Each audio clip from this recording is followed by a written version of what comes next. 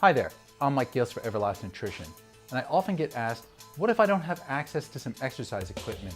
Or perhaps you're nursing an injury and you're looking for an alternative to lifting some weights. Or maybe you have limited mobility.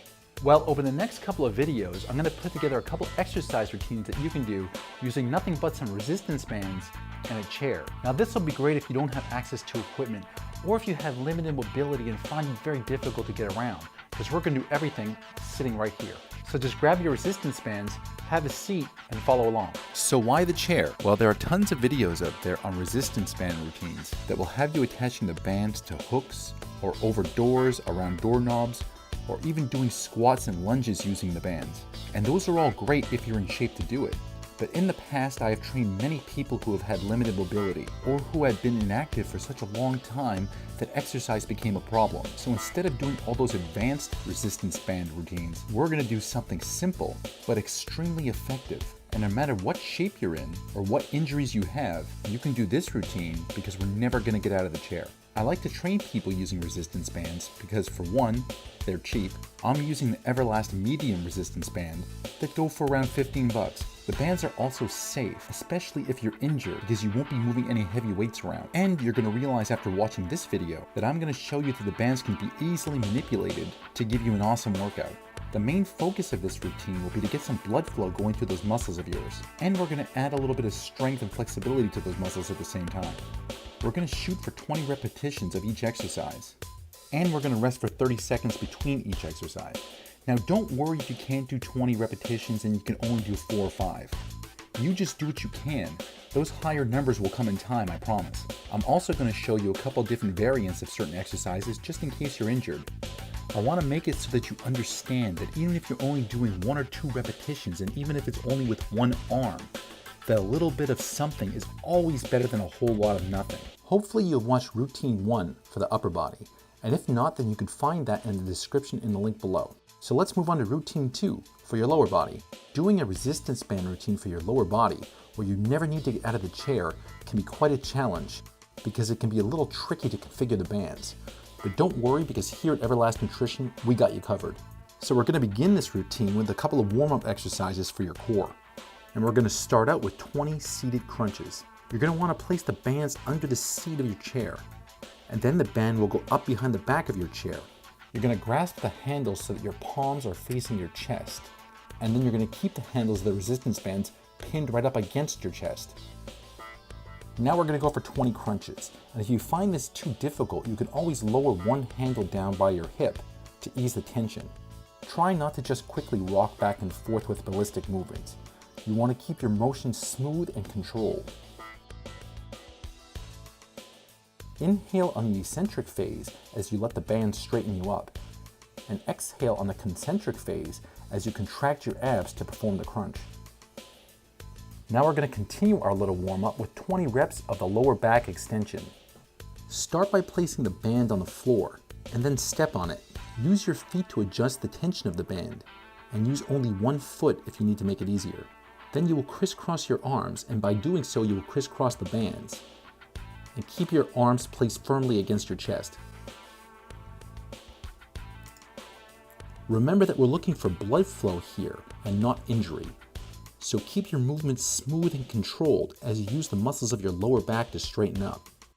Keep those arms tucked in against your chest.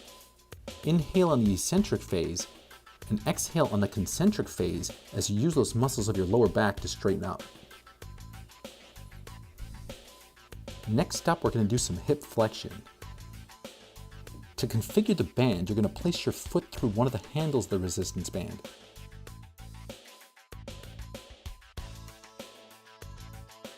Then you're going to adjust the length of the band so that you have an appropriate resistance level.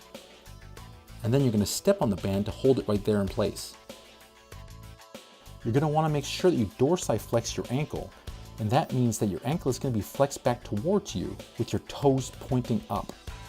Keep your knee bent at a 90-degree angle and use the muscles of your hip to lift up your leg.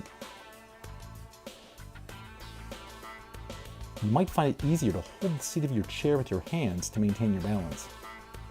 Remember to do both legs, and you want to keep that ankle dorsiflexed with those toes pointed up so that the resistance band cannot slip off. Inhale on the eccentric phase as you lower your leg, and exhale on the concentric phase as you use your hip flexors to lift your leg back up. Next, we're going to train your quads with some leg extensions. Just like that last exercise, you're going to place one foot through one of the handles of the band. Then you're going to place the band around the front leg of the chair. Don't worry if your chair doesn't have a horizontal brace like this one does. All you need to do is wrap the band one time around that front leg. Adjust the length of the band to the appropriate resistance, and grasp the seat of your chair to maintain your balance. Keep your foot dorsiflexed with your toes pointed upwards so that band will not slip off. Start out with your knee bent, then use the muscles of your quads to extend that leg.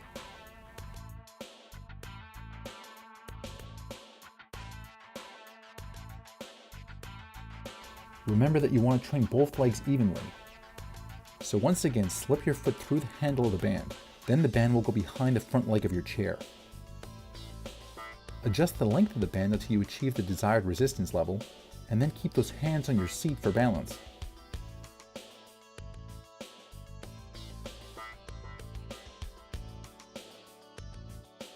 Inhale in the eccentric phase as you lower your leg, and exhale in the concentric phase as you use the muscles of your quadriceps to extend your leg and stretch out that band.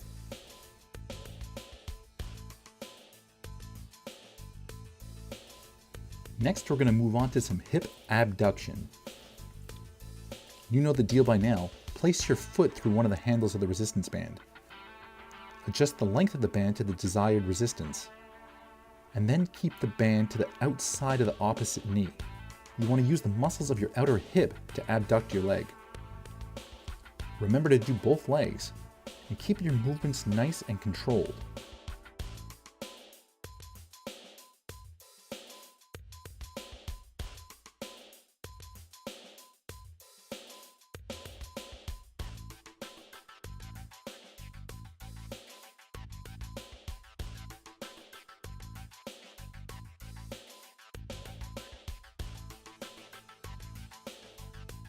As always, you want to inhale on the eccentric phase and exhale as you use your hip muscles to abduct that leg. Okay, so now we're going to move on to the inverse of the last exercise with some hip adduction. So to configure the band, once again put your foot through one of the handles. Then pass the band behind the back of your chair. Use your hand that is on the same side as the leg that you're about to train to anchor the band against the seat of your chair.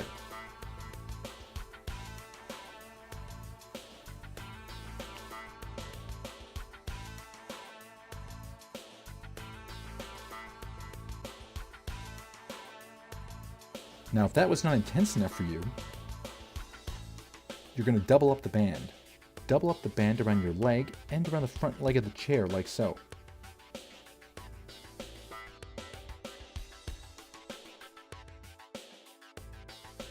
Then you're going to swivel your body away from the front leg of that chair to increase the tension on the band.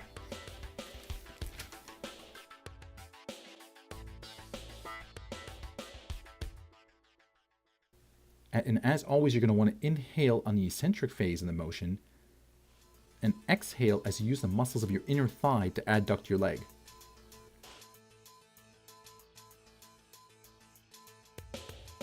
Next up, we're going to engage your quads, hamstrings, and the gluteal muscles of your butt with some pushdowns.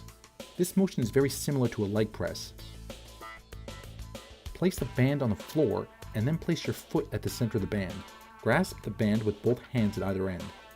Adjust the length of the band to the desired tension. And it's safer if you could wrap the band one time around your foot. You're going to want to grasp the band tightly with both hands and then keep the tension on the band as you raise your leg up.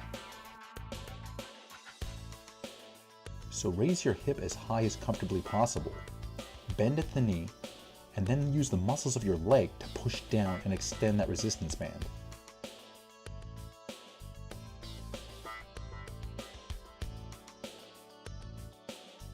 Inhale in the eccentric phase as you let your leg up towards the direction of your chest, and exhale on the concentric phase as you use those muscles of your legs to push down and extend the band.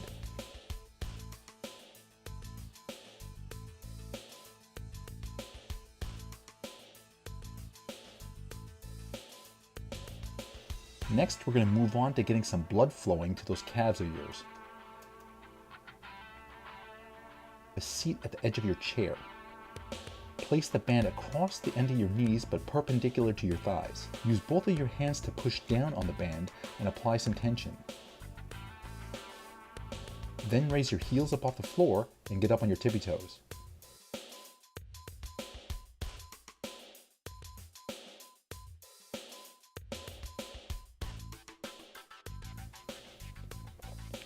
Now if that was too easy for you, then try this. Wrap the band around 1 foot and then use both hands to hang onto the band. Extend your legs so that only your heel is touching the floor. Then you're going to want to plantar flex your foot in the same way as if you were depressing a gas pedal. Then inhale on the eccentric phase as you let your foot come back towards your body, and exhale as you push down that gas pedal and get some blood flow into your calves. We're going to finish off this routine by training your hamstrings, which are the group of muscles in the back of your leg. And we're going to train them with some leg curls. As always, the trick will be to configure the band.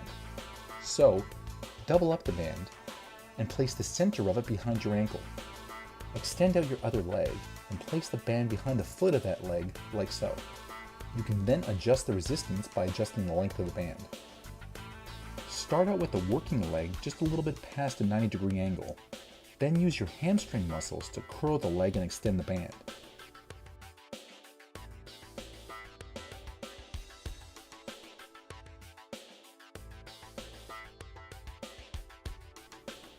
Remember to do both legs. And grasp the bottom of your seat to maintain your balance.